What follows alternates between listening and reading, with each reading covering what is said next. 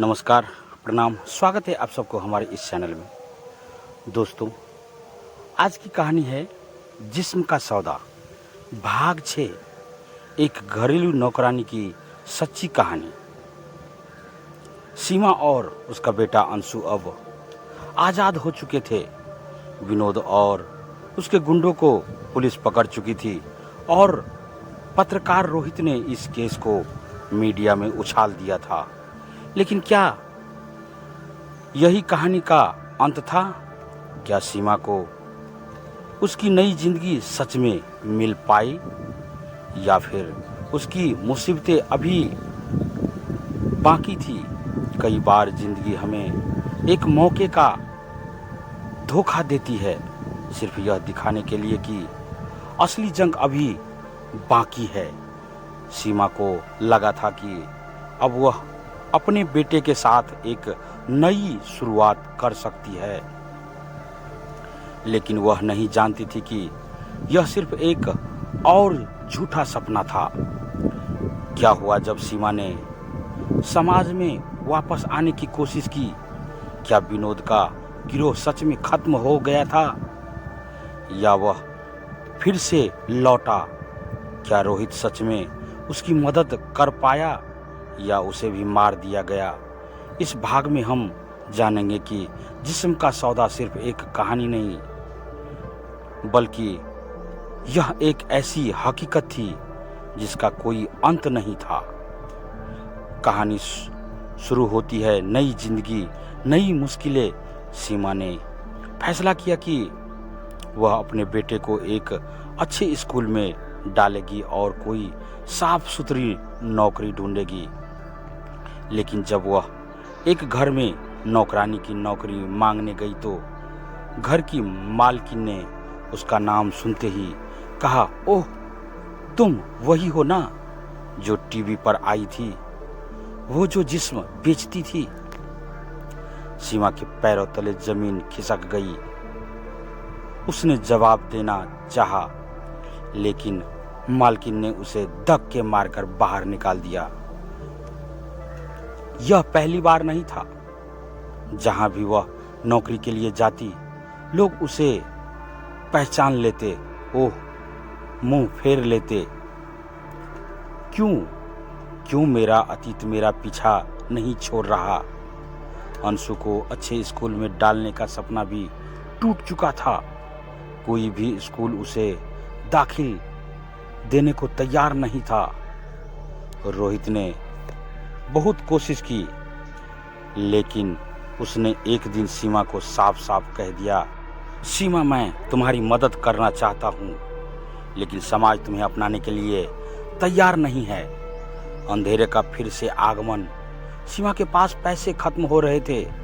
अंशु बीमार पड़ा और इलाज के लिए दवा तक खरीदने के पैसे नहीं थे।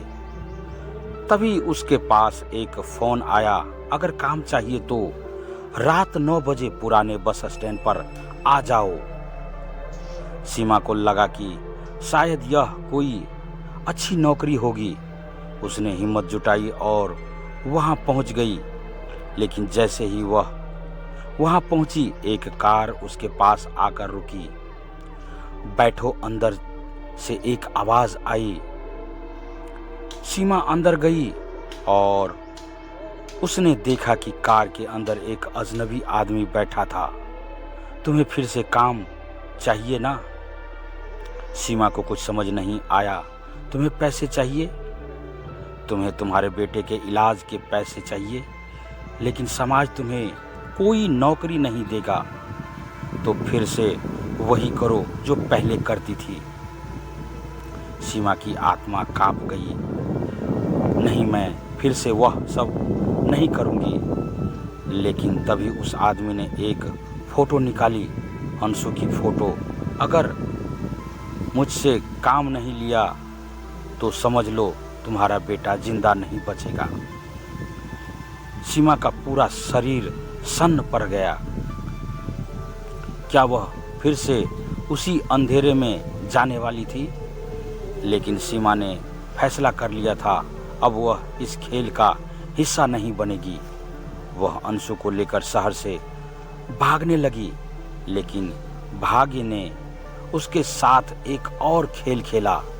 स्टेशन पर पुलिस खड़ी थी। सीमा, तुम पर केस है कि तुमने अपनी कस्टडी में एक बच्चे को गैर कानूनी तरीके से रखा है। सीमा को कुछ समझ नहीं आया। यह मेरा बेटा है, मेरा अपना खून है। लेकिन पुलिस ने उसे घसीट लिया। तभी एक जाना पहचाना चेहरा उसके सामने आया। विनोद, मैंने तुमसे कहा था ना, कोई भी इस खेल से नहीं निकल सकता। सीमा की आंखों के सामने अंधेरा छा गया। सीमा के लिए फिर एक नई जंग शुरू हो गई। सीमा को जेल में डाल दिया गया। इस बार कोई स्टिंग ऑपरेशन नहीं था, कोई पत्रकार नहीं था, कोई उम्मीद नहीं थी। लेकिन सीमा ने हार नहीं मानी। उसने पुलिस अफसर से कहा, अगर आप मेरी मदद नहीं करेंगे तो यह गिरोह और भी लड़कियों की जिंदगी बर्बाद करेगा। कुछ अफसरों को उसकी बातों पर यकीन हुआ। उन्होंने उसके साथ मिलकर एक और स्टिंग ऑपरेशन करने का फैसला किया। इस बार सीमा खुद जाल बिछाएगी। आखिरी चाल, जब एक होटल में एक बड़ा सौदा होने वाला था, विनोद अपने नए शिकार को लेकर वहां आने वाला था। सीमा ने अपना भेष बदला और वहां पहुंच गई। जैसे ही विनोद कमरे में घुसा, सीमा ने अपनी घड़ी पर बटन दबा दिया। पूरा ऑपरेशन लाइव रिकॉर्ड हो रहा था। पुलिस ने छापा मारा और इस बार सिर्फ विनोद ही नहीं बल्कि पूरे गिरोह को गिरफ्तार कर लिया गया। क्या यह सीमा की जीत थी? सीमा को आज़ादी तो मिल गई, लेकिन उसकी जिंदगी अभी भी सामान्य नहीं थी। समाज अब भी उसे कोसता था, लेकिन इस बार वह झुकी नहीं। उसने अपने लिए और अंशु के लिए एक नई राह चुनी। वह उन लड़कियों की मदद करने लगी जो उसकी तरह इस नर्क में फंस गई थी। आज वह एक एनजीओ चला रही थी ताकि कोई और लड़की सीमा ना बने। जिस्म का सौदा एक औरत की मजबूरी थी, लेकिन अब यह उसकी ताकत बन चुकी थी। दोस्तों, अगर कहानी अच्छी लगे तो अपने दोस्तों के साथ शेयर करें। चैनल पर नए हैं तो चैनल को सब्सक्राइब करें, लाइक करें, कमेंट में अपनी राय जरूर दें। धन्यवाद। आपका दिन शुभ हो।